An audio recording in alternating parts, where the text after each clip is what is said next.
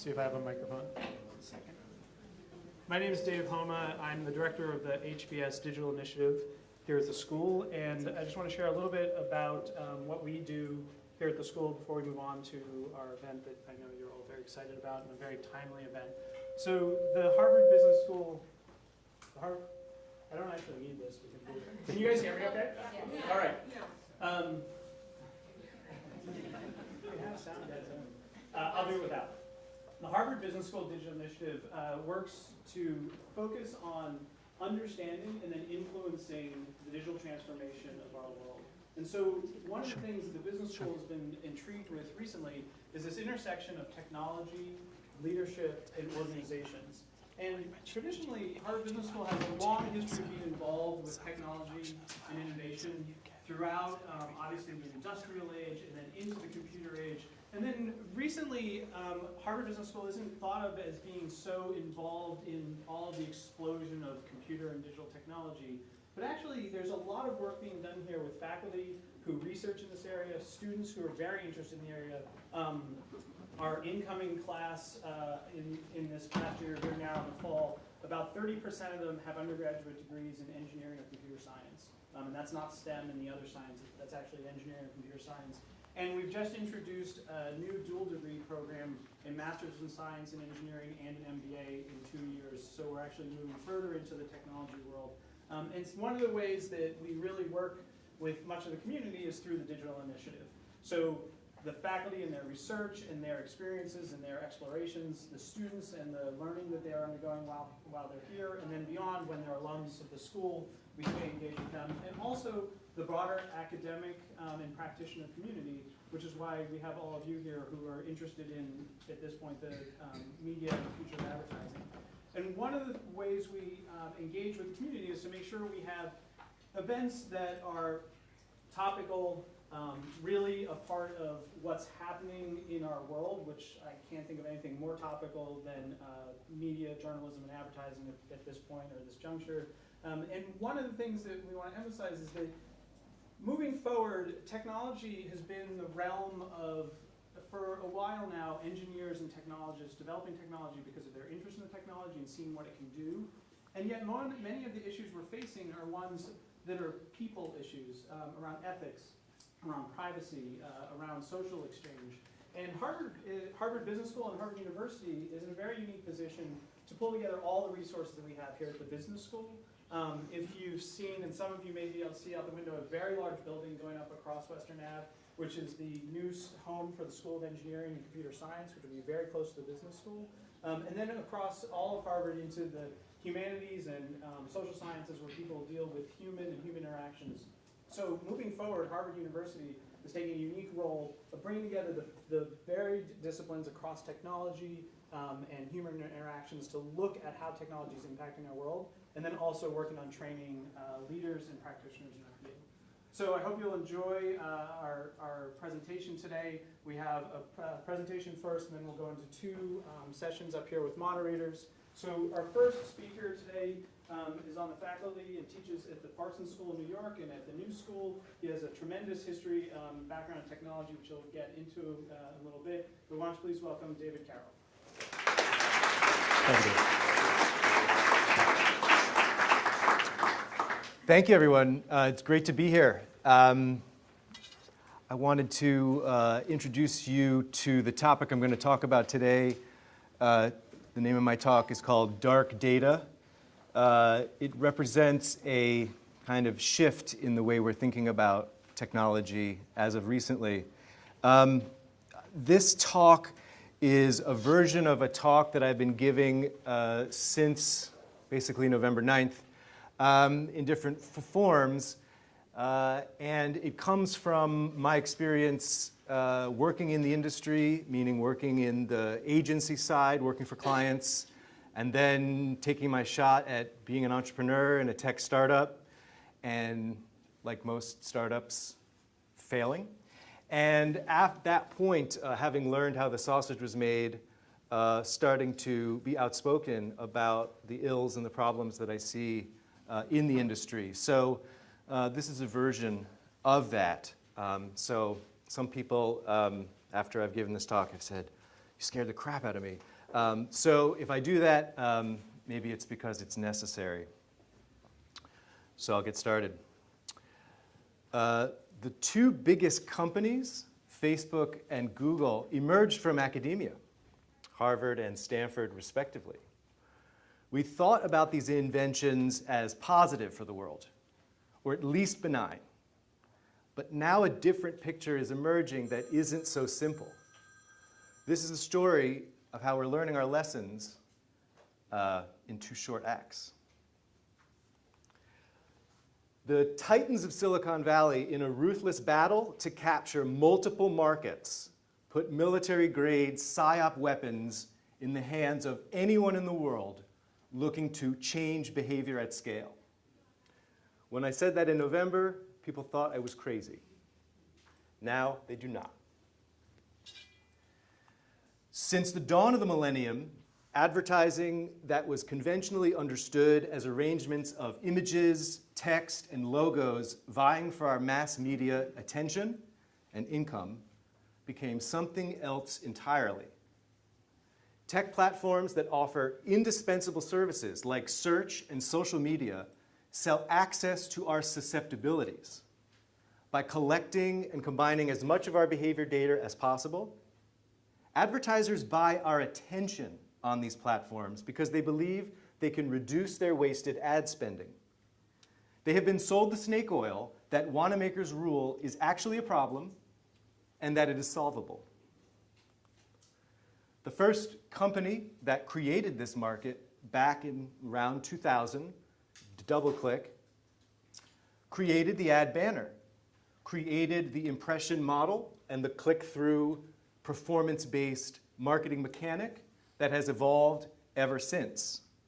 And Ethan Zuckerman from down the street was one of the people who invented the pop-up ad, and this was his mea culpa in the Atlantic, apologizing for creating such a travesty that soon became a built-in feature to your browser. That is, the thing he invented is by default blocked. This is the repeating story we'll see. The ad tech ecosystem, it's called the Lumascape by the private equity firm that organized this, is an incredibly confusing and astonishingly opaque set of many hundreds of venture-backed companies that all have various conflicts of interest with each other, and none of them are actually facing the consumer. They are not working for people, they are working for some version of each other. And consumers don't realize this exists basically until they install an ad blocker. And they see the invisible companies that are hidden behind the page and are engaged in a real-time auction using our behavior data and bidding in real time to win the privilege of showing us the ad on the page. And in some cases, publishers don't even know the companies that are loading on their own page. This chart here is by a company called Mesobit, which helps publishers figure out the third parties that are even running on their own page. Think about that.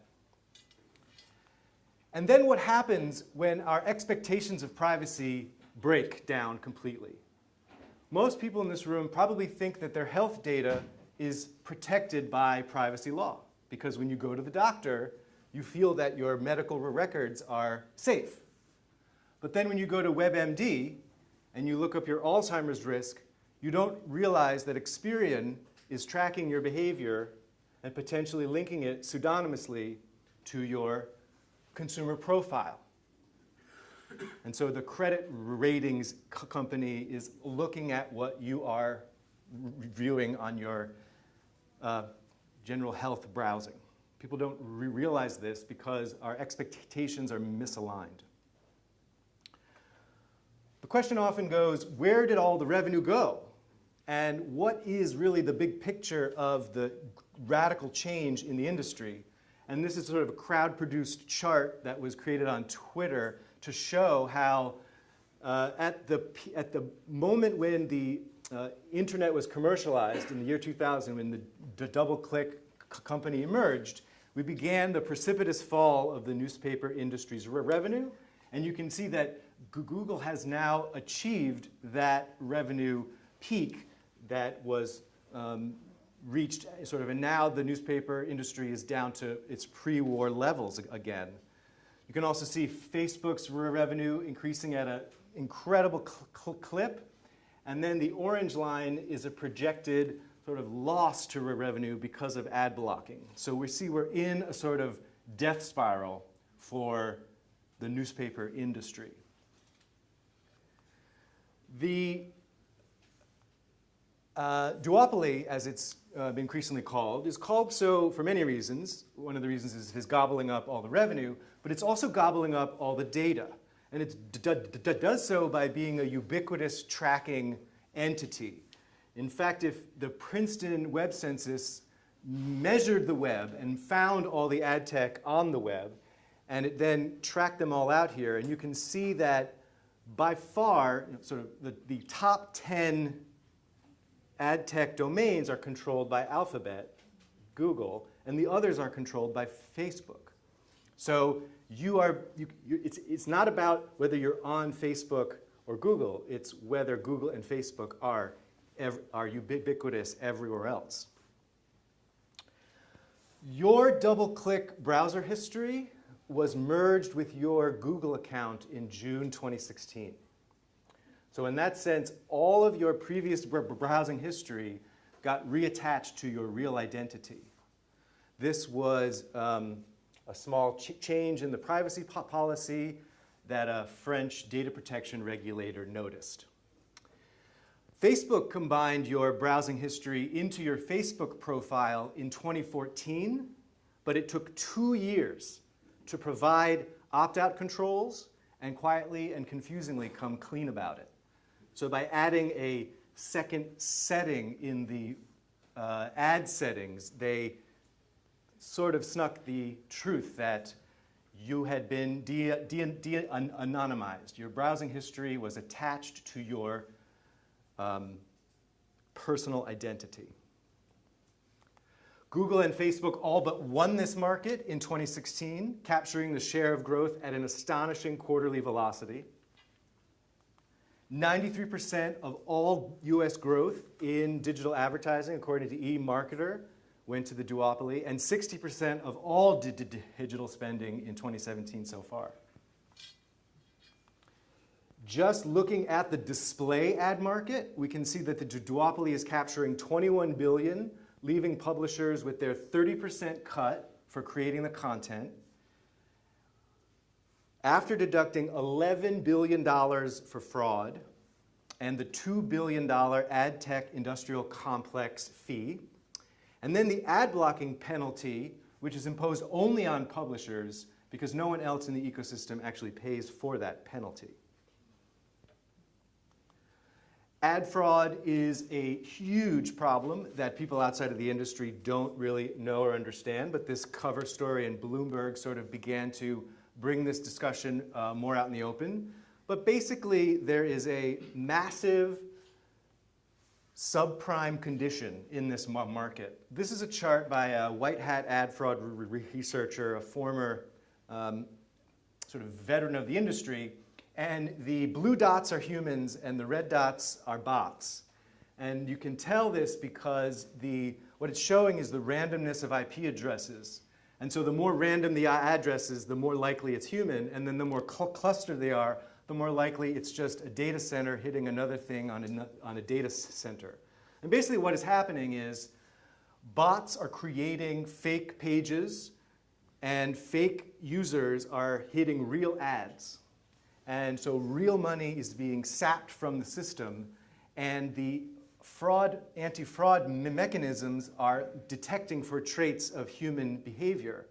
So what happened probably is in the past sort of 5 to 7 years, the dark market for ad fraud created the ability to impersonate humans. And so now we have this problem on social media where bots are extremely effective at impersonating humans. Well, where did that expertise come from? Where did that business market get funded from? Well, I believe it came from the $11 billion that is basically going into organized crime that is basically funding the dark market for bots that has now trashed our political discourse. In fact, bots are such a big problem that if we look at the problem of the fact that people who install ad blockers are actually potentially the most valuable audience because they have signaled that they are savvy, but they have also signaled that they're not a bot, because bots don't install ad blockers. So you have this incredible paradox here where your most evasive consumer is your best consumer, and your most accessible consumer could be your worst. They might not even be real. This has been driven by arbitrage. We have something you can call the clickbait ecosystem, which is sort of the effect of recommendation engines, which are trying to figure out what content we want. And these are guaranteed revenue streams for publishers, so they're irresistible to put on the page when a company like Outbrain will pay a publisher no matter what. And in the price of that is polluting the ecosystem. So this is a study by a nonprofit called Change Advertising. And you can see from their study that these content recommendation engines, they're also called recirculators within the publishing industry because they attempt to recirculate traffic. And advertisers call it sourced traffic because you're basically buying traffic and it has the net effect of diluting your demographics. It's the equivalent of inviting frat boys to a wine and cheese party. It dilutes actually your actual audience. But you can see from the study here that fake news and fake quizzes and anonymous sites are a big part of what's getting exchanged here. And then this is what a modern newsroom looks like. This is the Washington Post newsroom, and you can see the dashboard mentality is encouraging journalists to think about performance in the content that they create and the headlines that they write. And this has downstream effects, which we saw immediately after the election when journalists discovered the hoaxing industry, which is basically the new yellow journalism. This is people who can create content. They can use all the basic tools of an advertiser. They can arbitrage audiences, and they can target them on Facebook. And they can make $10,000 a month just on the ad tech revenue. So the only overhead you have for a hoaxing site is your Airbnb costs. Because from then on, you can arbitrage traffic. You can buy traffic for $1 and then sell the CPMs for 10. So they accidentally created an extremely profitable business by allowing the entire model to become self-service, completely unregulated. And when you create a market for engagement, that is, Facebook especially, has created a market where all that matters is engagement. Nothing else matters. No other measurement is being monetized. So there is a supply and demand problem for fake news. There is a demand problem in that consumers want fake news. They want falsified content that not only emphasizes their own personal biases, but gives them a commodity to share on social media as a badge of their political identity. Then there's also a demand, a supply problem in that it is so profitable to traffic in this kind of content. In fact, just today, there was an article in BuzzFeed by Charlie Warzel, and he published a memo. In 2015, a Facebook engineer noticed that hyperpartisan pages were among the most read sites on Facebook. And the quote is, Conservative Tribune, Western Journalism, and Breitbart were regularly in the top 10 of news media websites, the engineer told BuzzFeed News. They often ranked higher than established brands like the New York Times and got far more traffic than from Facebook than CNN. It was wild. Troubled by the trend, the engineer posted a list of these sites and associated URLs to one of Facebook's internal employee forums, the discussion was brief and uneventful. There was the general sense of, yeah, this is pretty crazy, but what do you want us to do about it? The engineer explained.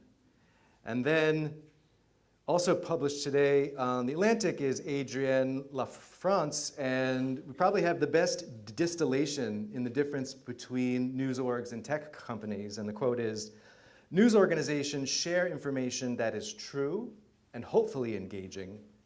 Tech companies like Google and Facebook enable the sharing of information that is engaging and hopefully true." And so this got us to this article, which was published in the Times of London, which was the first time when I think the journalism establishment really started to critique the platforms.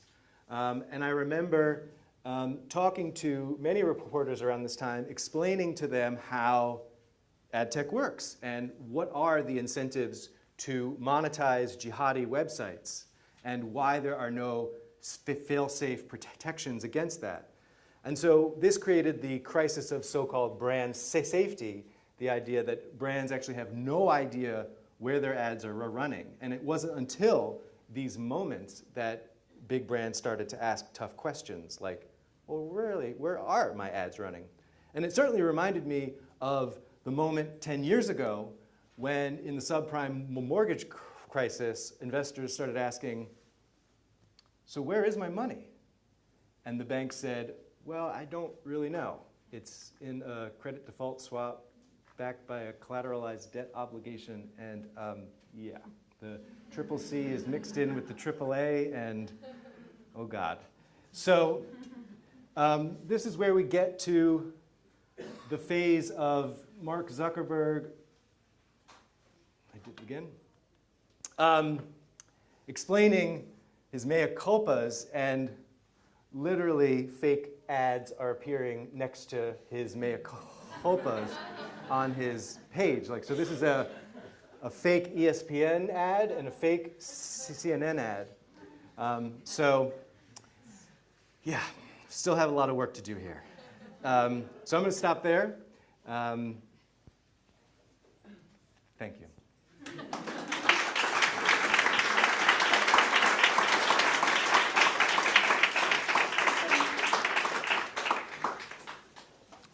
Thanks very much, Dave. I'm Emily Bell. I'm the director of the TowCenter for Digital Journalism at Columbia University. Dave's going to join us with yet more, I think, audio paraphernalia we may or may not hear. Just to sort of note, we asked Dave to kind of produce a provocation, which went to some extent to explain, if you like, the moment we're in. And what we wanted to do now is, if you'd like to expand that and involve you, the audience as well, in why we're really here. So the TowCenter has been researching the relationship between large-scale technology platforms and publishers with a view to the impact it has on, or that relationship has on journalism for the last 3 years. And we started off by thinking that advertising was a relatively simple business model. And we've ended up thinking it's probably, first of all, the most complicated thing about that conversation, and secondly, the most important thing that we discussed. So we were going to have a discussion here with Dave's joining us, but we also have Nicco Mele, who's the director of the Shorenstein Center here. He represents, if you like, the media and politics end of this. And we have Kinsey Wilson as well of the New York Times, who is very much at the sharp end of this, in terms of how do you make advertising work, or are you going to make advertising work in terms of publishers? And my kind of interest in this, and the journalism interest in this, is how do we produce business models which will support robust, durable journalism, or do we just give up on the idea that advertising is the right model? In which case, what is the future of advertising and publishers? Is that enough to be getting on with? So I thought maybe kind of first of all throw this to you, Nicco. How do you see the problem in the same way, that in the same dimensions that Dave does? I think in the same way, not exactly, but in similar ways. I mean, I don't think that, I don't believe that advertising offers any real future for funding journalism.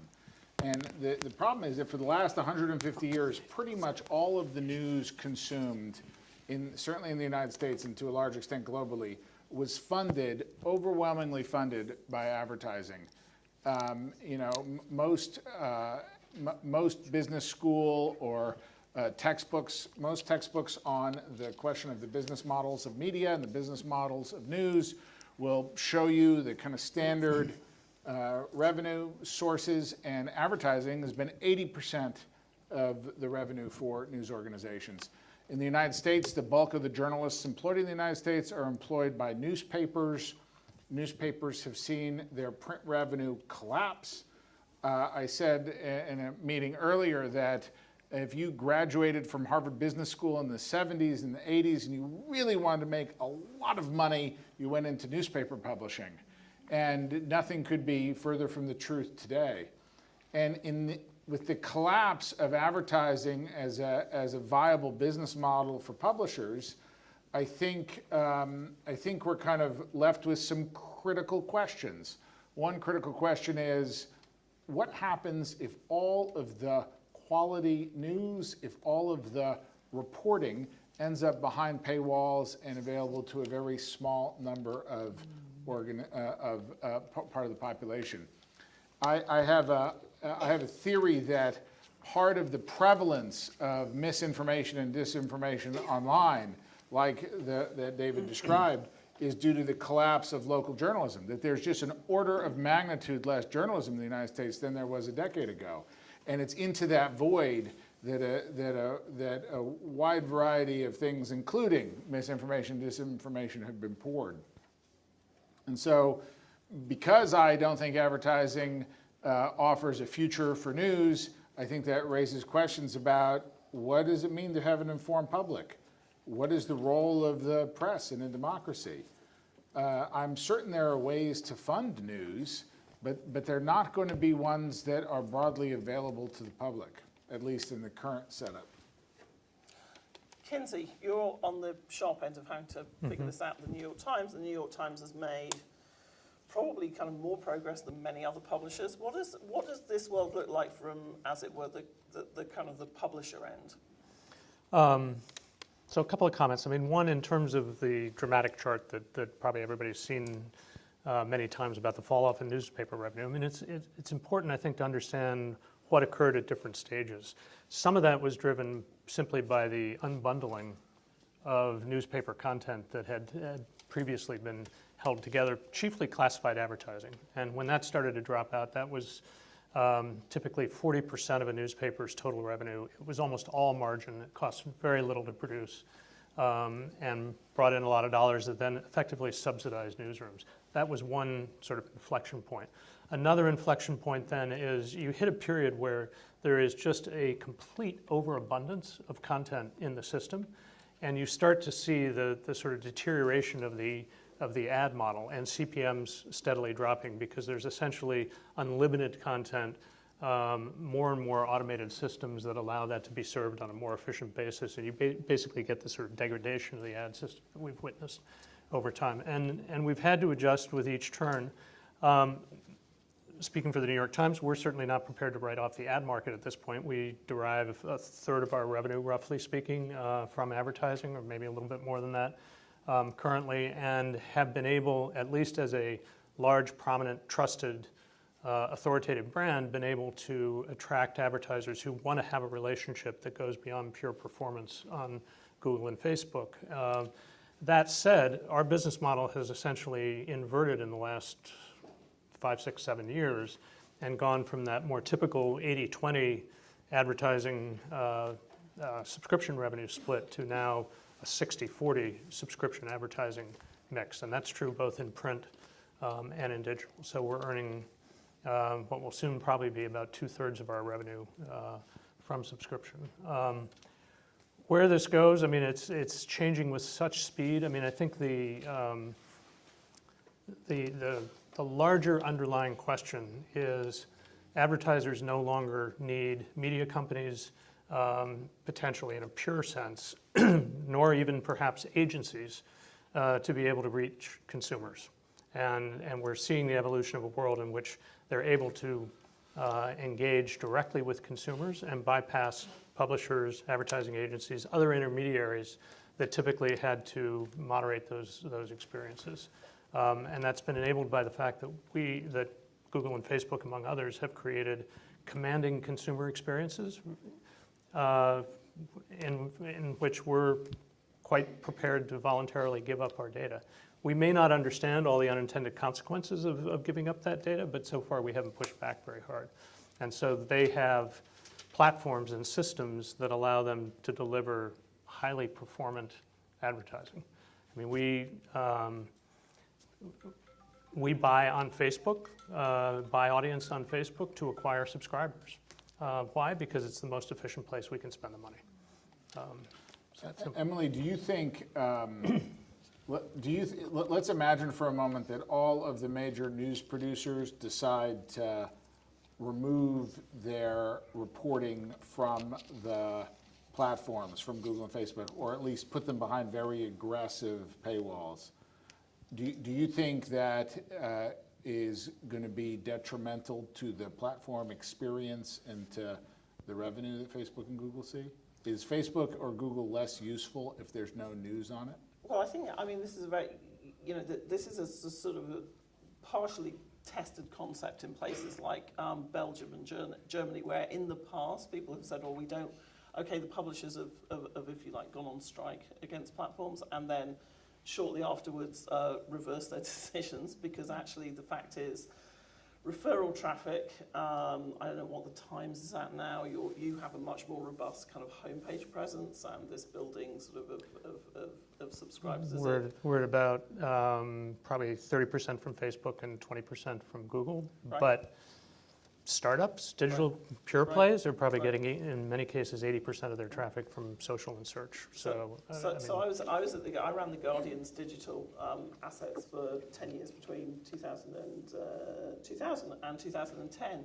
And that question about sort of if you don't optimize for Google, do you any longer exist, was more than just a philosophical exercise. It was real. And so when you say if all publishers banded together and withdrew from the platforms, first of all, is that realistic? There are quite robust new models like BuzzFeed, which actually lives within social platforms largely. So, are they going to agree to withdraw or sort of put their material behind a... Still drawing down on a significant venture capital investment. I mean, do we know if BuzzFeed is profitable? Does anybody in the audience? Is there anybody in the audience from BuzzFeed who knows if they are profitable and is happy to volunteer that, James? Sorry, it's very on the spot. Probably. Can't share anything, but. Sorry, well, but yes. it was public information. Probably this is probably what, a year, 18 months ago, that when there was this sort of precipitous drop in the ad market that everybody experienced, in the digital ad market that everybody experienced, BuzzFeed at least momentarily had to cut their forecast in half as to what they were getting. Now they've since invented Tasty, so maybe that has completely reversed the trend. But back to your original sort of question, Nicco, which is in a way is the right one, which is, kind of we are, I think all of us here in one way or another committed to what we think of as a healthy information environment, right? Which starts with journalism provided kind of at ground level.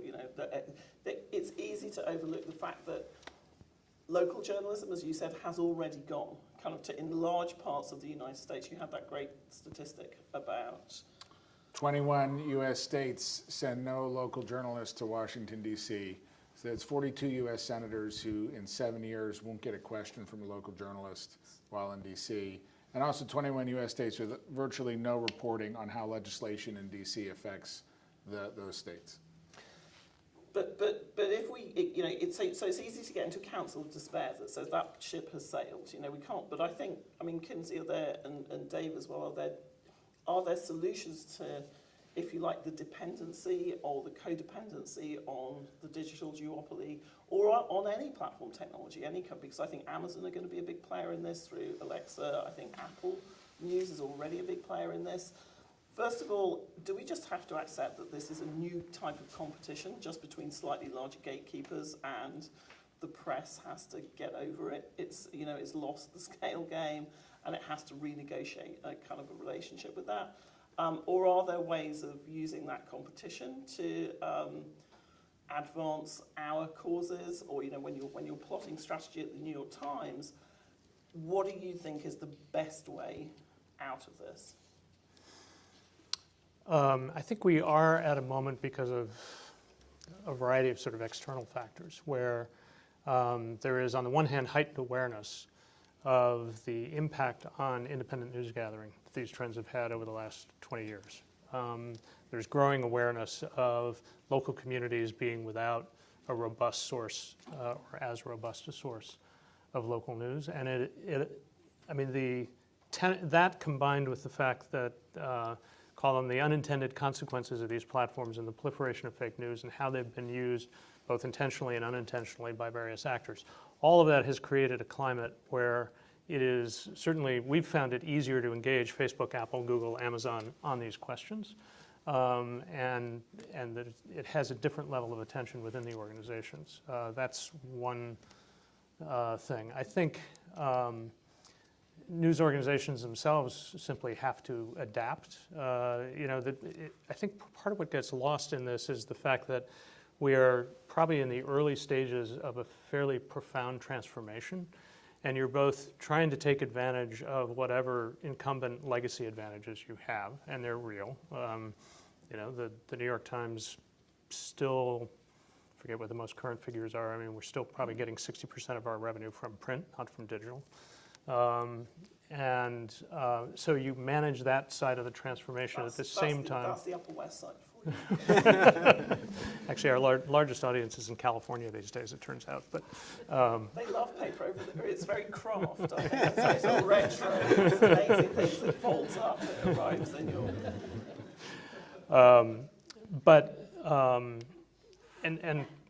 So you're constantly evolving on the digital side as these changes occur. They're just occurring with a speed and a rapidity now that is hard for everybody to keep up with. There's actually a sort of question I've got, which Dave and Nicco, it would be, again, just very interesting to hear your views on this. And Dave, this goes to sort of the heart of what you're saying in your presentation, which is, we've discussed this a lot, but do we even know now what an ad is?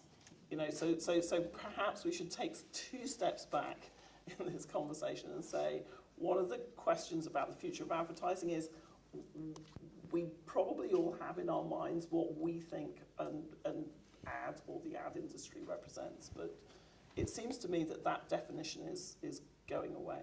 Yeah, the ads are not being sold, audiences are being sold. So the thing that itself is the transaction, the commodity is, it started out as segmentations, and then it became individuals. So the key thing that Google and Facebook enabled with what they call people-based targeting individuals that are, yes, put into classifications, but the precision granularity of targeting is wonderful for selling ski vacations and fabric softener, but apparently also wonderful for influencing elections in legitimate and illegitimate ways. So I think we're grappling with the downstream effects of the precision targeting in a hyper-fragmented media landscape. And also that people are catching up to the changed definition of what an ad is, because as the post-election, post-mortem started to be conducted, I was shocked with how many reporters I would talk to who had no idea that their own company does not control the ad that displays on their own property. So this has been going on for 20 years, but people are finally realizing the implications of it. So I have a question for the panel, which is that, at least from where I sit, part of the assumption of journalism, and I would argue the assumption of the Constitution, is that there is a public, and that you can, that there's a public, there is things that are in the public good, and that you can speak to the public and shape the public. But in the in the world like I just heard you describe, there isn't actually a public. There are many, many, many, many publics, right? Maybe they're actually remarkably small in terms of, Emily, you were talking about information diets that we I remember 2 summers ago, I spent the summer in Beijing, and I had like forgotten how great clean air is until I had a really bad month there. And I think we maybe have forgotten or are in the process of forgetting as a nation, as a culture, what a healthy information diet's like. And so I wonder if there are any publics and what the implications are for journalism and for government, for public policy. So I think that this sort of concept of the press addressing the public is something, again, which is, as you say, Nicco, has sort of gone. Even though I was just thinking when you were saying, what if we all withdrew from platforms? And then the question is who's we? Because we're seeing, I think there are 2 big definitional questions here. One of which is, what is an ad? So we know from the recent revelations about how the ad spending in rubles from a few people who wanted to target audiences in Grand Rapids, surprisingly, how that actually manifested itself, which was not necessarily, it wasn't an ad which said, please don't vote for Hillary, or it was in an event that was being promoted. It was maybe in a post that somebody had written that was recirculated. And everything that's paid on Facebook also has with it something which is what we call organic. Actually, let's go a quick sense check for the audience.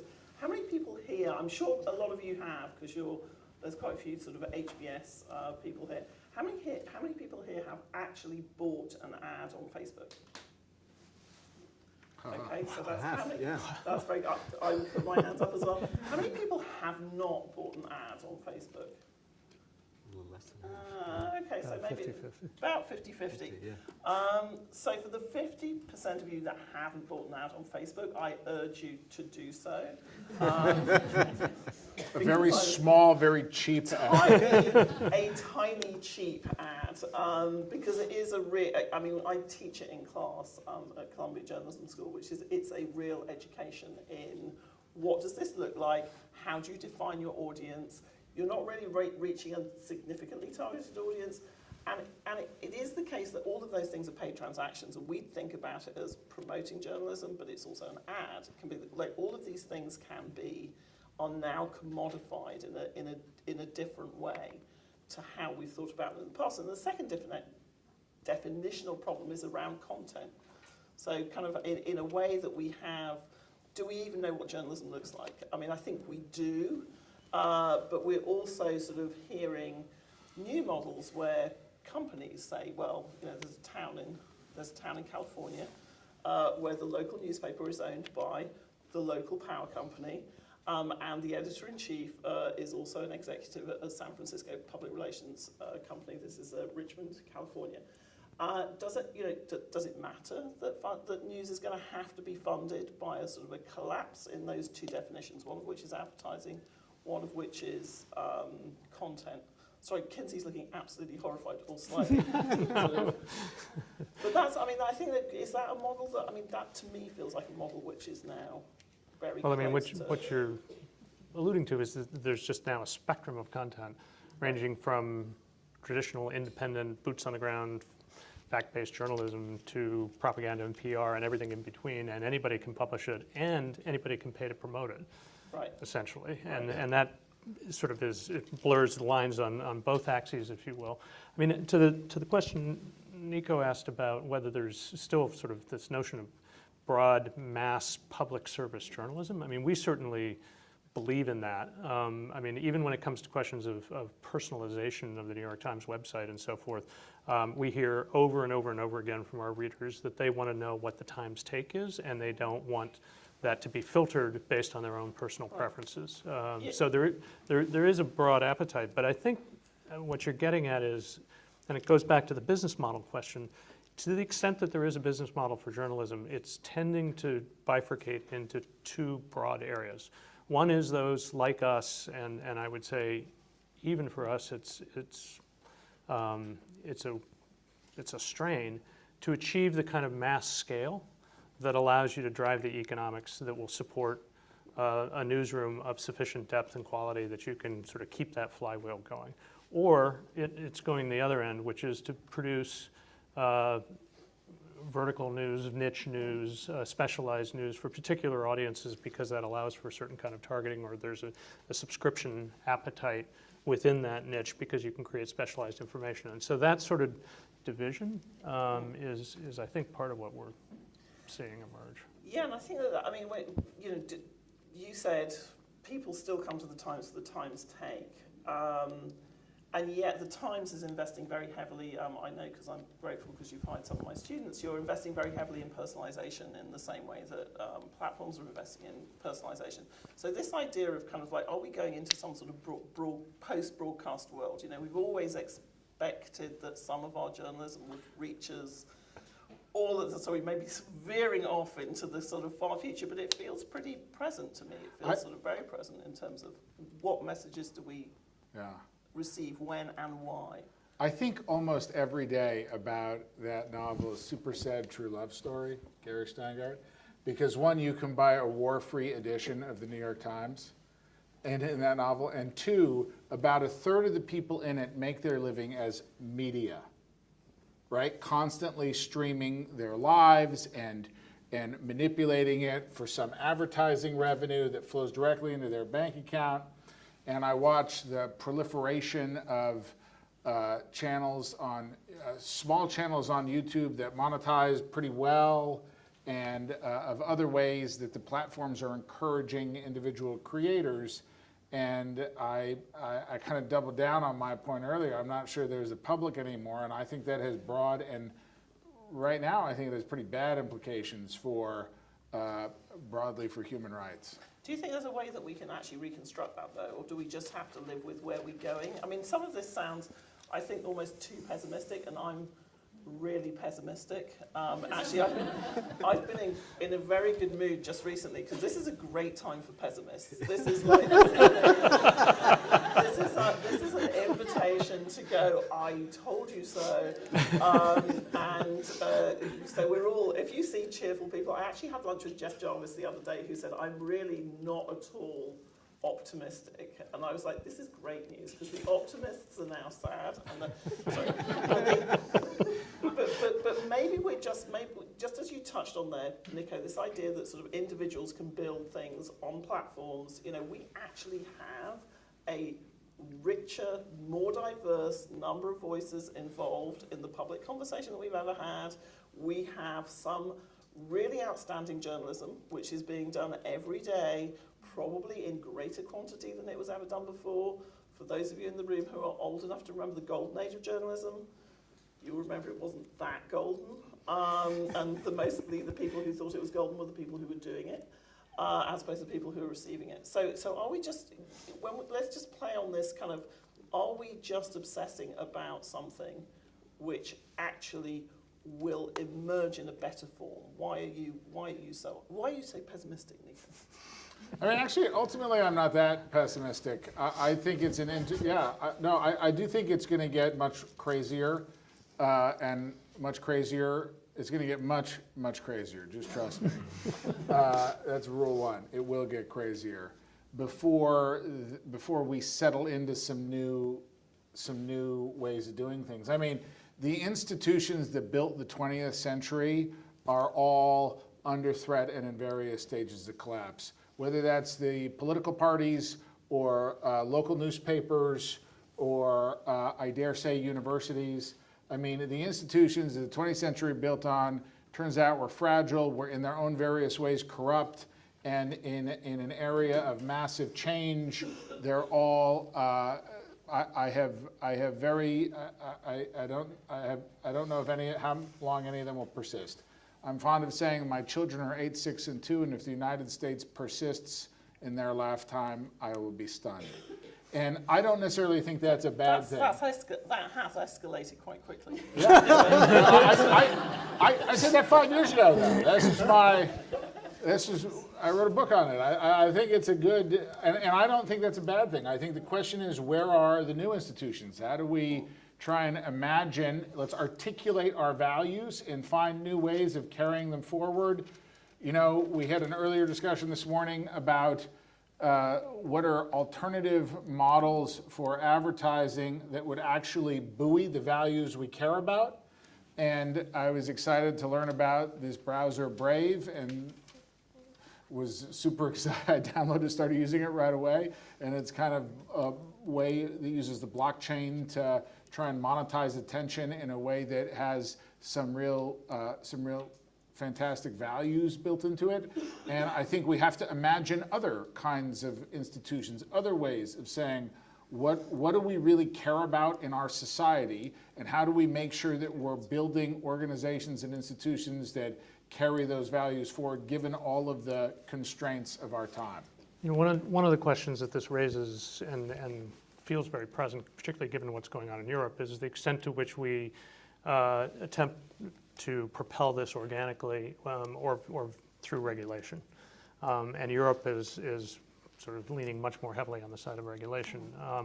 It's, you know, if you harken back to the glory days, so-called glory days of journalism, it was characterized by limited distribution, a limited number of voices, but it had and it was seen as sort of, and hence the term mainstream media, representing a kind of maybe even slightly pro-government voice and consensus.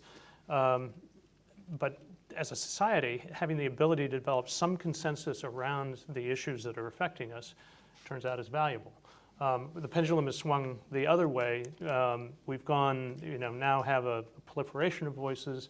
All of that is good. I think what we didn't anticipate was the ability to segment audiences and target people in the way that they're being targeted today. So the question then becomes, does government get involved in this? What are the unintended consequences of regulation? Can they be beneficial? Will they correct any of this? And I think that's an open question. We'll start to see, I mean, and you may want to address this, with GDPR taking effect in Europe and imposing greater controls over what information can be collected and can't be collected, both by the platforms and publishers and others. Does that start to have a corrective influence or not? Yeah, I mean, I would just say that the web is 20 years old, actually, and so it's quite mature, and there's no industry that has avoided regulation. So it's sort of one of the, when it's ready to be regulated. It's, you know, the arguments are, you're going to stifle in innovation. No. There are plenty of industries that are highly regulated that are extremely innovative. Look at the automotive industry, an extremely regulated industry. And it's also very, very innovative. So I think we just have to be critical of this idea that all regulation is bad. We haven't even tried it, so how do we know when it comes to this particular industry? Well, I'm a European. Until 2019, I'm a European, and a pessimistic European. And we love regulation because it is our first answer to most things. And what was interesting for me coming here in 2010 was there were two things which were routinely dismissed by everybody I met in America, so I stopped talking about them. One of which was just the idea of any kind of central sort of increased support for not-for-profit or public media, because I couldn't believe that you didn't have the BBC, and I kind of love NPR, but it's not like a sort of, it's not the sort of monolithic presence of a big intervention in the market, and people, even Kinsey now is looking horrified at the idea of an invention of the BBC. And the second thing was this, you know, just the sort of the idea, I guess, that regulation was absolutely the last thing that we needed, and the European regulation, some of which has been quite bad. I mean, you know, I'm not sure the right to be forgotten is the right way to tackle a problem which is, you know, serious and needs addressing, but it could be that it's bad law. And actually, both of those arguments have tipped. It feels to me, I mean, it would be interesting to hear, Nicco, what you think about this. It feels to me as though, you know, America is becoming sort of more European. It's saying the not-for-profit sector has a real place in news publishing. It's not just a sort of a patch to get from here to the next profitable model. And the second thing they're saying is, please help us, Europe, with some regulatory models that work. Do we think that GDPR regulation is going to work, or should we be more optimistic about the market? Well, I don't know. I guess I'd say that the 10 largest cities in America are becoming more and more European in their attitudes about this, but I'm not sure the country is. And the party that controls all three branches of government for the foreseeable future is pretty firmly against, and controls most of the state houses too, is pretty firmly against regulation as a matter of principle. I think that the Russian interference in U.S. elections has definitely opened up a possibility for regulation that previously was impossible. I think that in the current political environment in the United States, if we wanted to have any kind of real regulatory approach, it would have to be more about incentives and nudges than it would need to be about any kind of curtailing of activity. And so what would that look like? Well, given that seems likely that under the new administration, the FCC chairman is going to try and roll back net neutrality, then maybe it's about privileging a .news domain that would be, that providers would be forbidden from charging you data fees of any kind if you were visiting a .news site. And what would that mean for then the FCC would have to credential those, but there's some precedent for this. I mean, we like to believe that the current challenges are totally unique to our era, but in fact, we've been down some of these roads before. I wanted to mention the Communications Decency Act because the interesting thing is the Republican Party seems to be quite ready to deal with the issue of sex trafficking on platforms. And that will destabilize the key principle of the CDA that lets a platform not be a media company. And so you could see a chipping away from a bipartisan standpoint. So I'm not saying it's going to happen tomorrow, but to the point of the issues of post-election and other related social issues that even Republican lawmakers have a lot of pressure to consider. I mean, I have testified for a Republican lawmaker in Nevada for a geolocation privacy bill because of sex trafficking and human trafficking. So because platforms are connected in so many parts of life, it actually invites different vectors of regulatory change. Yeah, that's super interesting. And I would just note that I think our ways of thinking about regulating, incentivizing the digital platforms and the power they exert over the public sphere and the social sphere are stunted. We haven't, the web may have been around for 20 years, but our thinking about its power and its impact on our lives and what government might or might not do about it, we're ways off from catching up. I mean, you think about how the FCC thinks about broadcasters and common carriers and what kinds of approaches are taken there, and or about the way the Supreme Court looks at free speech. You know, I mean, we had Jamal Jaffer from Columbia also in town Tuesday talking about asking a question Tumu has asked, is free speech obsolete? Is the idea of that obsolete because the First Amendment is predicated on the assumption of scarcity of speech, so you have to protect it. But we're in an environment with a giant volume of noise, and that ends up being a greater threat than any curtailing of speech. I think that's the really fascinating thing to me about rethinking where we are, both in terms of, you know, what does this mean for the businesses, but also more broadly, what does it mean for kind of a set of ideologies? Because as you say, Nicco, that sort of idea, when you hear the platforms talk about what they think their publishing responsibilities are, in as much as they acknowledge that they have any, it's often about, we are here. I mean, I think Facebook initially said we want to connect everybody to make the world a better place. I think that was sort of more or less their mission. Open and connected. More open and connected. Yes. I don't know that worked out quite as they thought it was going to. You have Google, who started out saying we want to organise the world's information. These are very lowly aims. And actually they've sort of iterated towards this model where actually they are taking on more. I mean, my theory is that they've basically taken over every part of publishing, apart from the actual paying the journalists to do the work. And that's unfortunately sort of, where publishers are sort of really hamstrung. Just before I think we need to now to involve the audience, but just before we do that, on this question of, and the CDA 230 clause really sort of opens the door to this, are we talking about a new classification? Mark Zuckerberg, Sheryl Sandberg says we're a new type of platform, but are we talking about a new classification of publisher here? Does that definition matter? And if we are, what are the consequences of that? I mean, I think one of the questions is, because these are platforms to which you can self-publish, who makes the determination of what's in and out of bounds, right? And where do you start running into First Amendment issues? However distasteful something may be, it's still protected. A lot of it is still protected by the First Amendment. Do you want Facebook and Google making that determination or not? Do we want a government regulatory body making that determination?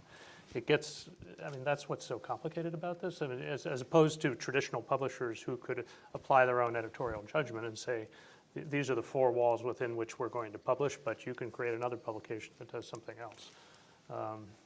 But they already make that determination, don't they? I mean, isn't this something, again, that we've learned, that actually we're being shown what they want us to see? I mean, I definitely think the platforms every day make tens of thousands of decisions about what constitutes hate speech versus free speech.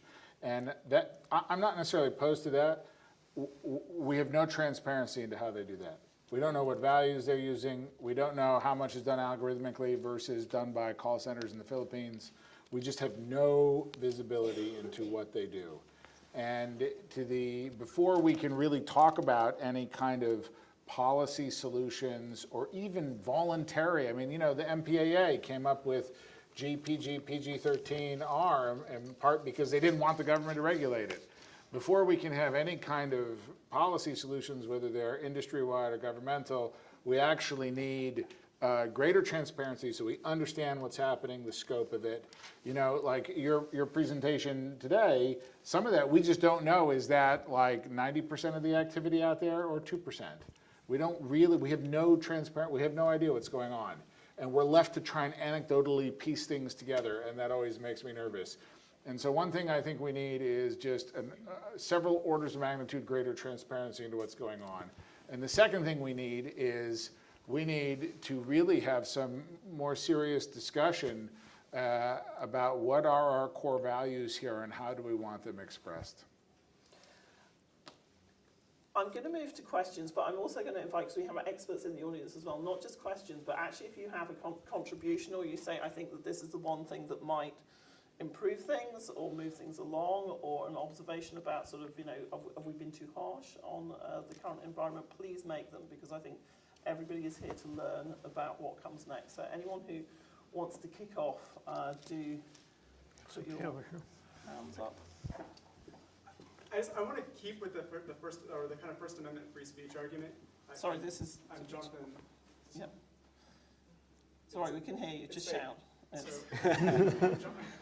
So I'm Jonathan Albright. I work at the TowCenter as well, and I'm also associate at the Berkman Klein Center. But I'm really interested in the free speech and First Amendment argument, because the First Amendment doesn't just include free speech. It includes the right to free assembly. And it includes the right to petition the government for grievances, right? We can't even petition Facebook for grievances. And Facebook is, I think the free assembly part, or the right to assemble, this is really fundamentally where, because they own the audiences, these are segmented, compartmentalized. They're managing the right for us to assemble beyond, just the notion of free speech. So the transparency, this is where the transparency comes in, but I think that the free speech is kind of recycled over and over again when there's other kind of components of this that are actually really matter structurally. I think that Rebecca McKinnon wrote this seminal book, I don't know, a decade ago, Consent to the Network. Governments exist with the consent of the governed, and the platforms exist with the consent of the networks. And so, if we want really significant change, we have to organize to that effect. And I think the First Amendment issue comes down to the question of privacy too, is a different way of seeing the censorship issue, because the question is, whose privacy? Corporate privacy or people's privacy? The model is based toward corporations getting privacy and citizens not. And so it's, so when we ask for transparency from Facebook for who is buying the Russian ads, they say, no, they're our customers, they get privacy, we can't tell you who that is. And what's interesting is the lobbyist legal agenda is to go to the Supreme Court and fight for the idea that consumer surveillance is protected speech. That is, companies have the right to collect data on consumers for business purposes.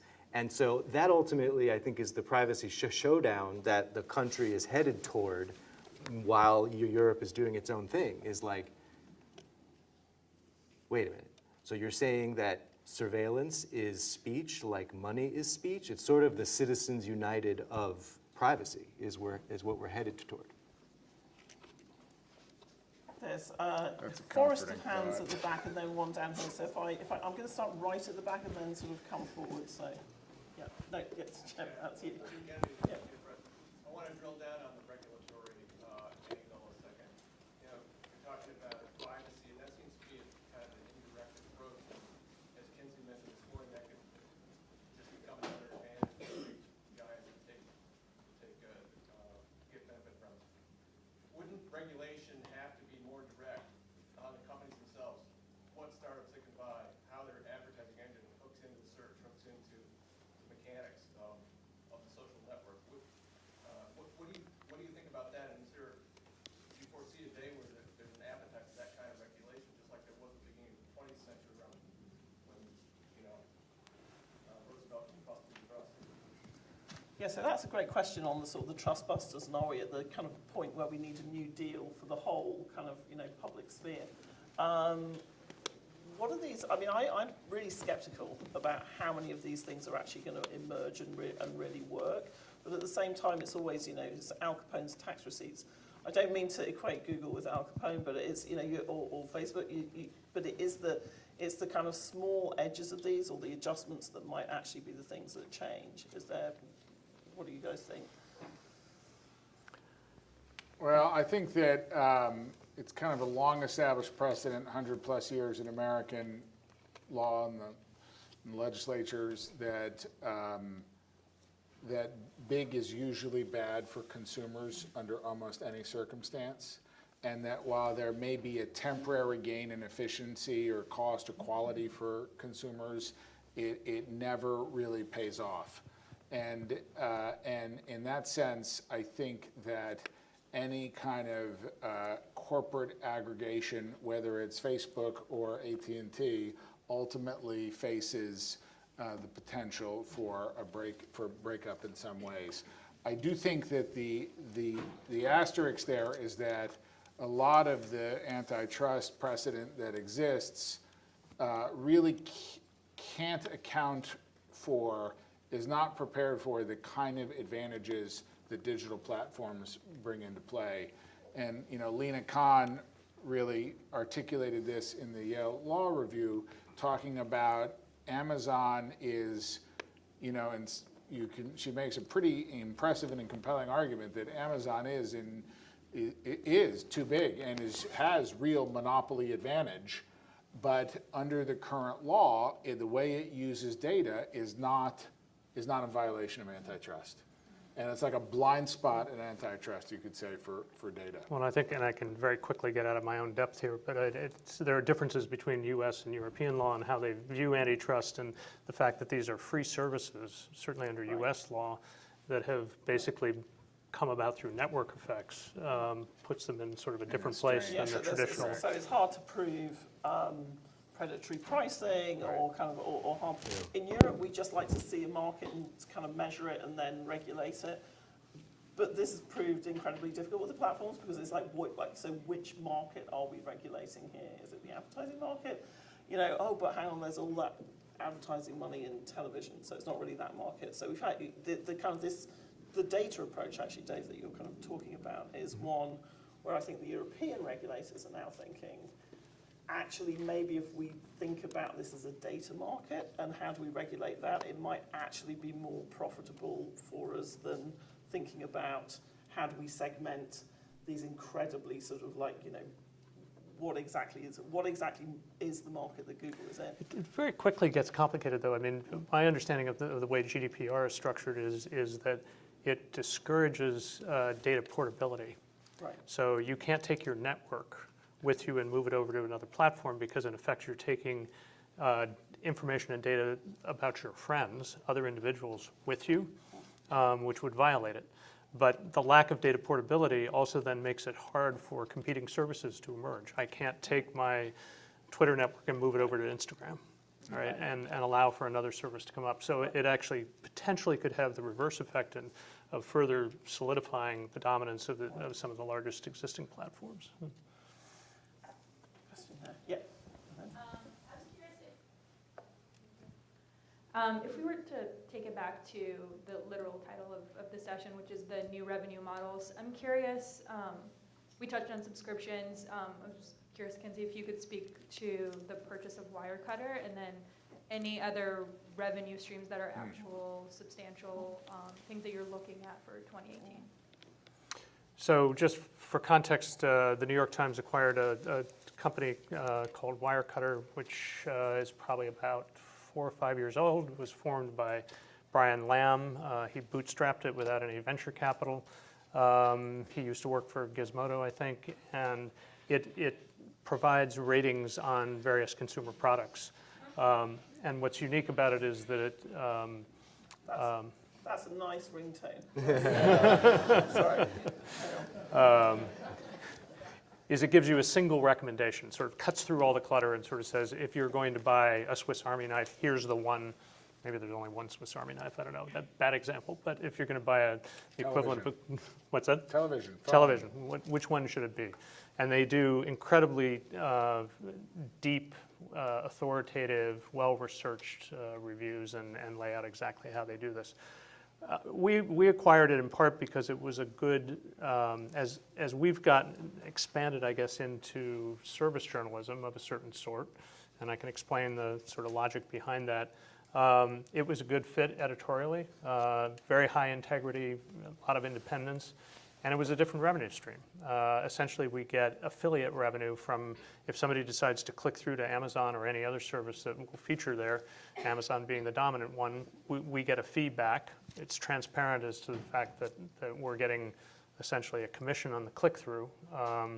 But it's an alternative to advertising revenue and subscription revenue in an effort to build others. Author Review is completely independent. They are completely independent, yeah. Which actually raises a question I wanted to ask you, because I got into a fight on Twitter with your comms department, which is how modern journalism now works. That there was, and this is a sort of an interesting, sorry, it's throwing things at me, to stop me asking the question. So there's a job currently going on the New York Times, which is investigating, it's called surfacing, and it's investigating online communities. And there are two versions of the job posting. There's one on the New York Times. Sorry, I should have mentioned this to you. I'm sort of spit there.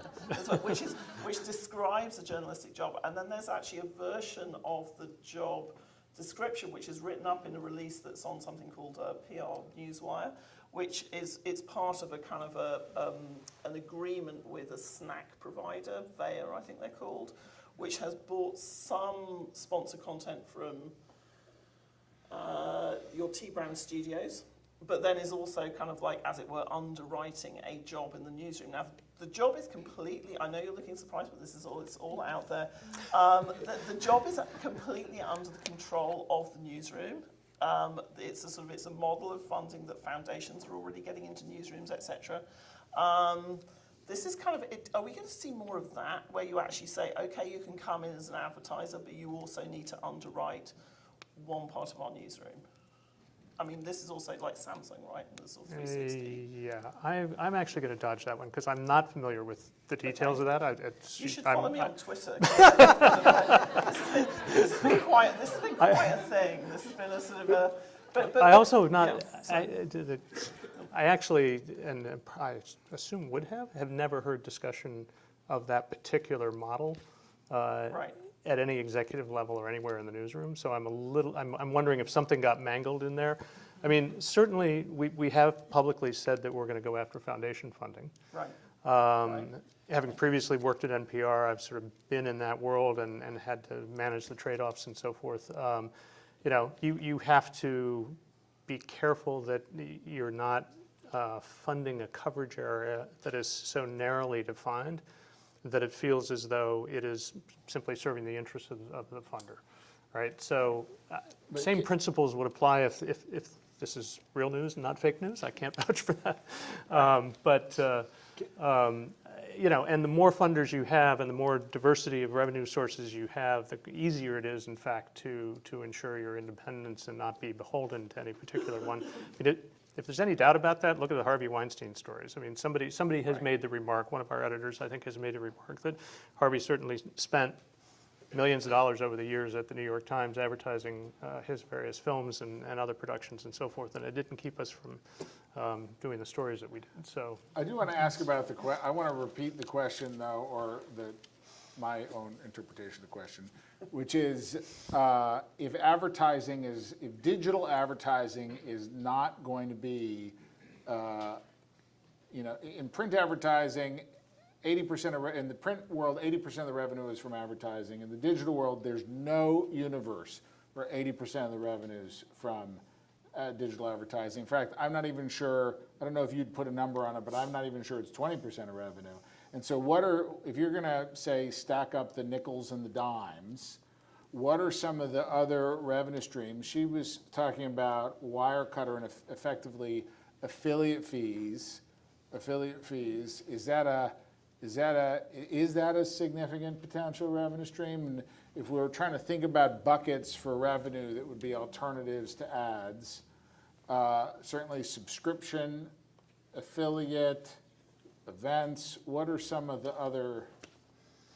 I mean, subscription is the only one that to date has shown that it can be acquired in the volume necessary to support serious news gathering. Everything else is a matter of modest diversity around the edges, I would say. And you know, there is profoundly greater alignment when you are subscription-based, because at the end of the day, people aren't going to buy it unless it serves their needs, not an advertiser's needs, not an affiliate, you know, target's needs or whatever. And so in a situation where we're saying getting 60% of our revenue from our readers, we're going to make sure that we are first and foremost reader-focused. And in a way, it actually removes some of the conflict that has historically existed within news organizations between advertiser interest and reader interest. Very patient, yes. Hi, my name is Eric Espinoza. I work for CNN. Prior to CNN, I spent a decade working on the agency side, and now presently I work in the product division around specifically revenue and ad products within CNN. So I want to talk a little bit about specifically sort of the revenue models, and then also whether or not advertising has a future as you know, a support model for journalism. It's certainly something that is debated, and for the last 5 years that I've been at CNN, all of these conversations and topics that have come up are sort of part of my daily conversations around the hall. One thing that I would like to point to from my advertising side is really looking at what the spectrum is of advertising, right? So what the gentleman here presented early on is sort of this dark side of advertising. The agencies and brands that I work for, you know, these are really Fortune 50, Fortune 100 companies. Ultimately, they're not out there to deceive their consumers. I mean, these are brands that want to reach their consumers and persuade them. Granted, they have a bias, but they're not out there to deceive the consumer. They actually want an emotional, you know, tie and attachment to these users or consumers of their products. And ultimately, one thing that I often say around the halls and when I give similar presentations to this internally to journalists telling them, you know, why advertising isn't always bad is certainly somewhere along the line, we lost sight of the fact by serving impressions that the role of advertising is to leave an impression, right? And leave that favorable impression in that end user and consumer. And I think one area of opportunity, particularly for the publishers and the brands and journalists coming from, again, my advertising side, is the brands that exist within the walls of the New York Times, the Washington Post, and for the publishers to take that back and understand that there's real value to that brand that you've built, the consumers that come to you or users that come to you that trust that brand. And ultimately, we need to turn the tide and go back to the advertisers and brands who spend money to reach these consumers.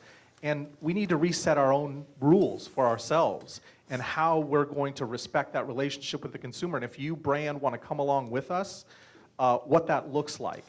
And so certainly we need to, from regulation and everything else, we've gone down a pretty dark and slippery slope with all of the ad tech and programmatic and looking at audiences just as numbers or aggregations or segments. And it's caused a very slippery slope, and it's very hard for publishers, knowing behind the scenes, the books of how we make revenue, the Outbrains of the world, that come in and promise these dollars that have immediate return for the publishers. But I do think that there's opportunities for publishers to take back, understand what their brand and what their value is, and the consumers and then bring along the brands, and we need to set our own rules, essentially. Can I just actually ask you a question, as you're in that sort of unique role, which is, I think that's a very sort of powerful proposition, and there are publishers like the Washington Post, New York Times, the Guardian, which are all sort of trying to do those. But has that sort of ship slightly sailed, in that if you're now a kind of a powerful brand yourself, you're thinking, why do I even need a publisher? Why do I need that association? If I'm a GE or I'm a Coca-Cola or whatever, it's like, can't I now make my own relationship with audiences? Yeah, absolutely. So I think the point that was made earlier, and that the whole ad industry, media industry is faced with, is the value that they provide within reaching that consumer. I do still feel there's value because there's halo effect to what these brands and journalism and news, and particularly when you have a subscriber base, right? That loyal user base. I think there's a way to responsibly use that audience data to provide additional value that you can't get just by the brand alone. I'll give you maybe one example. If we use an advertiser like IBM, right? So if you were to look out, not along sort of breaking news lines, but really within those feature and vertical sections, building out sort of tech or money or travel or things like that. You build out an audience, right, that is following your journalists and your writers and your perspective on these feature interests. Well, IBM certainly is putting out a lot of branded content. You think back, now 10 years on the Watson case study and this notion of man beating machine, right? There is no one more in a better and more a better position than IBM, who built Watson and that robot, to tell that story of AI and advanced AI, and to augment and to bring that to the users of the New York Times or CNN or whatever, these tech writers that are writing on that subject matter. To me, there's a really nice synergy, and there's a halo effect that the brand can bring that IBM by itself could not. No, I think you're absolutely right. I mean, we had an earlier conversation this morning, and Jay Loft, who's the publisher of Quartz, made that point precisely. I mean, they started 5 years ago and made a conscious decision not to support any of the IAB, the advertising board units that are typically used in programmatic advertising and so forth, and instead to go for these high-profile, engaging brand relationships, and have built what is so far a pretty sustainable business on that. And those are exactly the kinds of relationships that we're trying to promote with advertisers, because there is that inherent trust. I mean, the relationship, for example, that we built with GE around the launch of our virtual reality stuff is, allowed them to position themselves as adjacent innovators, if you will. And As a journalist, I'm not sure I would want IBM telling me about the virtues of artificial intelligence and how great it is.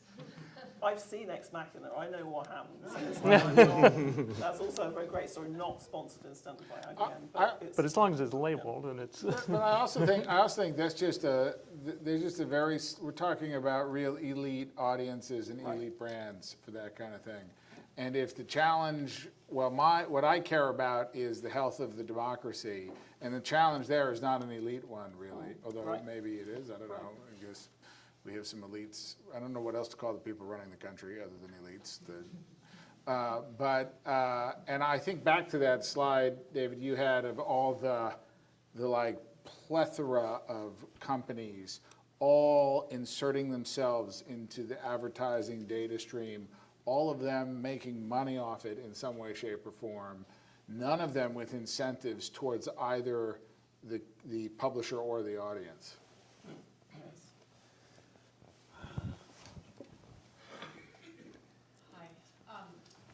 Nicco and Emily don't mind, but I'm just going to give you a quick background because you do not, but you and I have something in common. My name is Julia Listage, and I'm not a journalist, I'm a populist. And what Kinsey and I share in common is that Mark Thompson, who's the CEO of the New York Times, used to be my boss at Channel 4. And that is where our connection ends, because my job at Channel 4 was to run daytime and reality TV, and my job was specifically to get scale and bums on seats to sell soap so that it could fund the newsroom. And what's going through my head as we're talking is, are we heading back to that model where the network for the publisher is a network, or is the common core of where we consume everything going back to one big space? And I know, Emily, you've written about it 1,000 times, but just going back to the old model of Mark Thompson being really clear that populists sit on this side of the stage at Channel 4, and I literally didn't even know the journalists that I was making money for to fund that division for. My division was the most successful division at Channel 4 still to this date, only because of scale, right? I went on to then start a crowdsourced digital platform around weather. And it was only because I cared deeply about telling good stories. And journalists came after me saying crowdsourcing is not viable journalism. I said, who the hell's going to lie about the sky? Like, who? And in the last 10 years of being deep in populism and crowdsourcing, what I found is that the crowd would actually out those who lie about the sky. And we actually had a very little amount of lying about the sky. What I also found out is the crowd didn't really give a damn. What they really wanted was to be entertained. And so I said, before you write this second, right now, and my next startup is around kind of high-end digital content that I mercifully got into the lane before Apple and Facebook announced that they are going to put a lot of money into content that has nothing to do with the news. And my question for you all, in this esteemed crowd of people who tend to live in reality, because I would say that I probably don't in terms of my consumption of most content, is that do you think that with the advent of big, huge digital platforms now going to throw money very specifically and clearly in the way that Netflix and Amazon have at content that has nothing to do with news, will it actually begin to democratize again the space and the platforms, because I tend to now be in a platform agnostic place, will it democratize actually what happens to the consumer's observation, consumption of what content is, no matter who's making it? And right, so you mean, in other words, we're going back to somewhere which is actually more like a broadcast world? yes. Okay. I mean, the advantage of the situation you describe at the BBC is one of classic cross-subsidy, right? News has never had a standalone business model, serious boots on the ground. I wasn't talking about the BBC. It was when it was commercial. It was Channel 4, which is actually Oh, when, I see. I'm sorry, No, okay. But it's still cross-subsidy. But nevertheless, It's it's still nevertheless, cross-subsidy. it's still cross-subsidy. It is Yeah. still Yeah. cross-subsidy in a way, Yeah. yeah. Well, I think that's kind of what, to the extent BuzzFeed will ever make any money, which I'm skeptical of, I'm sure it's it will be cross-subsidy. It'll be a cross-subsidy model, right? Like cute cat videos and listicles to fund real journalism. And one note on this, just for this crowd, is what I'm finding with the business model is the money that, because no one has really been deep into the crypt yet, but the money that Facebook is putting up for content is not huge money. The big money is to get Pepsi to pay for your. Right. Typically, the money that they're putting up for content at this stage is simply to seed the environment around new experiments and get the flywheel turning. There's not a lot of evidence so far that they're willing to sustain those payments over time. I'm going to ask the panel this question, just out of my own ignorance. To what extent is Snapchat really more like a broadcast platform than a... I think it's a lot more like a broadcast platform. For a start, it has very clear slots. So if you look at the Discover screen, it's like the EPG. How many people here use Snapchat regularly? Oh, we're all so old. Okay. So Snapchat is it's a chat app which all the young people use. I had to get my 13-year-old to show me how to use the Snap Map, but I got payback because I went into a class of graduate journalists and said, you'll all have been following Puerto Rico on the Snap Map, and they all looked absolutely panicked. So I said, right, okay, get out your phones, I'm going to show you how to use Snap Map. Because that's why you came to Columbia, to have a 50-year-old woman tell you. But actually, that it is a tightly controlled environment. It has a number of slots on Discover, and it has kind of actually quite, our understanding is it has quite aggressive kind of commissioner discussions with the publishers about what works, you know, they negotiate individual terms. They don't really pretend to be a neutral platform that anyone can put anything on. No, So, well, I mean, the sort of UGC side of it is quite separate from what the publishers are doing. Right. And I'll say simply that the economic terms are somewhat more favorable than those that we enjoy with other platforms. So let's just be clear that the most significant platform to emerge in the last 5 years is one whose primary model around media is like the inverse of Facebook and Google. Right, right. It is much more comparable to a traditional broadcaster. Right, and maybe that's just because, you know, you have to have competition in models of platforms because they are the new media ecosystem. You know, they are really the new sort of gatekeeper, and that's where you're going to get the variation. It's probably a little off topic, but it's also worth looking at the content that's being produced there, which I think is probably indicative of where we're going in terms of the combination of text, full motion graphics, animation, still photography, and how it comes together into a really compelling media form, And really for the first time. It's also kind of the advertising platform of the future, which is, I don't know how many people here have the DJ Khaled problem. What problem is that? Well, the problem is, like, is he not advertising a particular brand of tequila? And this is an ongoing discussion in marketing sort of back channels, which is he often appears with it, but of course, snaps, as you all know from using Snapchat, disappear. So it would appear that he's sort of sponsored by them, and yet there's no proof of this.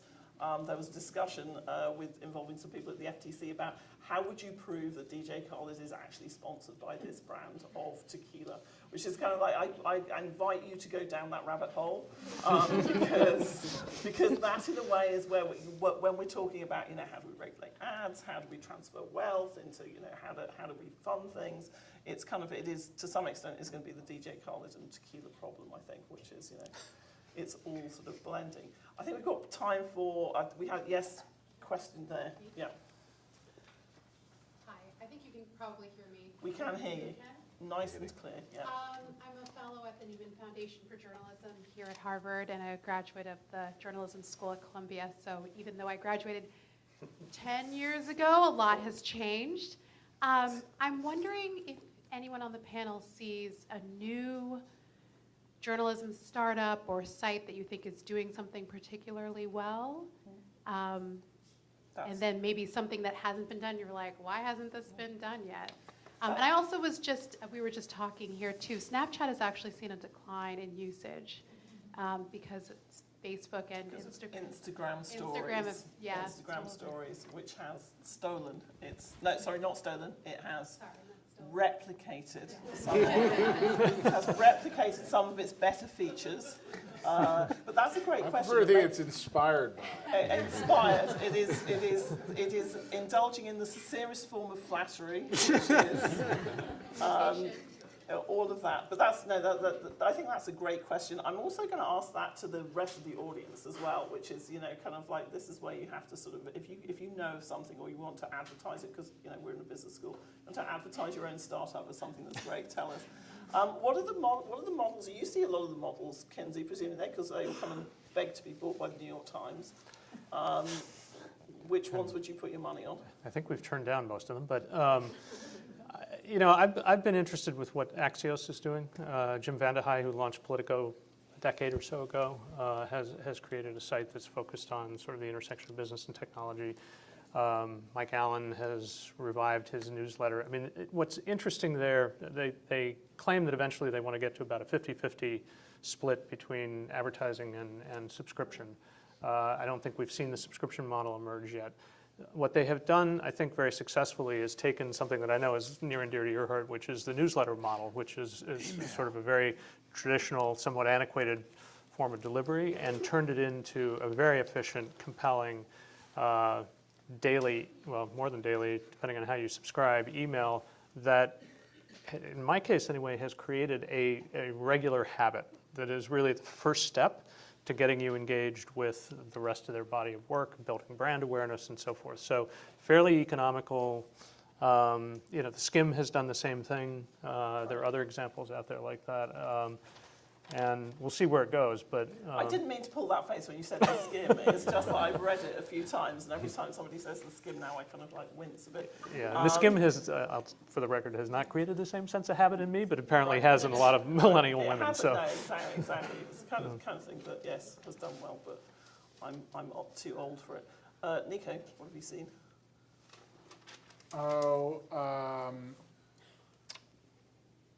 I guess I feel like, what have I seen? I think one thing that I'm pretty interested in right now, I have a research project on this at the Shorenstein Center, is what we're calling, we took it right from Tow. We stole the Tow language, again, inspired by a single subject. You might call it news verticals. An example is the Marshall Project, totally focused on criminal justice. The idea 15 years ago that you'd build a newsroom exclusively focused on investigative journalism for criminal justice in the United States, that would have seemed absurd. It just would have seemed patently absurd. And yet it's out there, and it's doing a lot of important journalism. And so I'm very curious about, if we're trying to imagine if we make the assumptions that newspapers, which employed most of the journalists in the United States, are going away / gone, what are the new vehicles or carriers of journalism in ways that promote the values we care about for journalism? I'm curious about the extent to which single subject or deep verticals can serve that purpose in a sustainable way and reach large enough audiences. Axios comes close to fitting that. They're trying to figure out really a commercial model. News Deeply is another one, trying to figure out a commercial model for that vertical, deep, single subject Vox focus. is actually doing that in a way, isn't it? It's kind of a collection Vox, of verticals, yeah. Dave? So funny thing is, when I tried to do a media startup that was actually initially seeded by the Hearst Corporation, I found it exceedingly difficult to attract investor interest because investors, at least when I was doing this back in 2014, 2015, had no appetite to go into investing in media. And the minute I told where I was seeded from, and you say the magazine word, the body language just go, ugh, in terms of the VCs. So the sort of VC model of putting new businesses out there in this space is extremely challenging. And then once we did get a product built, the platforms eliminated our chance of entering the market because in our case, Twitter just totally blocked us, sort of the equivalent of like Apple not letting you on the App Store. So the opportunity for innovation is, in my experience, is very depressing. So in that sense, being at the new school where Marx is a given, I'm quite interested in the platform co-op model. There is a conference at the new school next month, and the idea of platform co-ops is that more user-owned or worker-owned platforms to create more velocity of money and also take the membership model all the way to co-ownership. And so there are some interesting startups in this space, and many of them are not in the United States, as you might imagine, but the idea of like a news co-op, which potentially would address some of the local issues, is what if a community owned its own news gathering organization? And obviously, like, it would be a subsidized model, and the wealthy members of the community would provide free access to quality news. And the idea is, you own a share in it. And a lot of the obstacles to this are actually regulatory, in that there are cartel laws that prevent co-ops from flourishing. So the other side of the coin is sometimes regulation does prevent some interesting kind of things here. But that would be one area to think about, because it's sometimes the opposite of scale and the countervailing force. I would just footnote that, in my view, the greatest threat to the current generation of platforms is co-op approach. Like, I don't know why there isn't a really significant co-op for Uber Lyft. It's a very easy co-op to build. It's actually doing well in Denver. There's a car service co-op in Denver that has a higher market share than Uber and Lyft. And so I think that's a significant future in any platform play right now. For me, it's just a kind of a category which is now kind of like its revival is old, but it's podcasting, because I think voice is incredibly powerful. I think it's going to become more powerful. It's also intimate. It's about discovery. It's not about it being necessarily shown to you. And it's kind of, it engages sort of passion in an intimate setting, and it's platform agnostic. Like, the platforms suck at it. So actually, kind of, and it encourages the next model of journalism, which in a way is performance. I mean, Ta-Nehisi Coates was speaking in Brooklyn 2 weeks ago. There was a queue down the block which stretched for a mile. Now, it's not sustainable for everybody, but there's, again, just this sort of idea that if we have to reformat the industry, we do it with those kind of more sort of personal-owned means. I think it's kind of very interesting. You might play into that. But after the break, we're going to let you out to have some coffee. After the break, I haven't touched on one of the kind of new things that, in fact, we've seen today, because it sort of blew our minds, and it's going to blow your mind. So when you come back after the break, you will actually see the thing that we're all most excited about, and have some coffee, because you're going to want to be awake for it. Thank you very much indeed for your participation, and thank you very much indeed.